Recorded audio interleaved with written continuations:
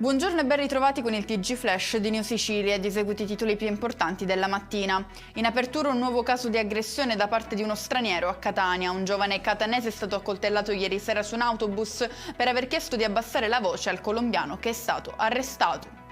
Ci spostiamo nel Ragusano dove sono in corso le ricerche di un uomo di 67 anni disperso in mare a largo della costa di Cava d'Aliga. Si tratta di Federico Ottaviano, un ex veterinario dell'ASP, in pensione da appena un mese. Si sono perse le sue tracce dopo un tuffo in mare durante una gita in barca a vela con gli amici.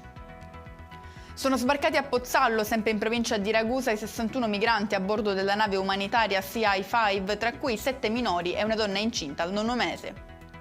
Finisce in manette a Pachino, in provincia di Siracusa, un uomo di 36 anni per aver violato la misura degli arresti domiciliari a cui era sottoposto. Durante la fuga ha impaurito i passanti mostrando una pistola poi risultata essere un giocattolo. L'uomo è stato bloccato e portato in carcere. Prosegue da giorni davanti all'ospedale San Vincenzo di Taormina il presidio pacifico dei genitori dei piccoli pazienti ricoverati nel reparto di cardiochirurgia pediatrica, un'eccellenza sanitaria ormai da anni in bilico. Le famiglie hanno montato delle tende per chiedere certezze e impegni concreti sul futuro del reparto che rischia la chiusura o il trasferimento senza alcuna programmazione definita. E con questo è tutto, prossimo appuntamento più tardi alle 19:30. Grazie per averci seguito, buon proseguimento di giornata.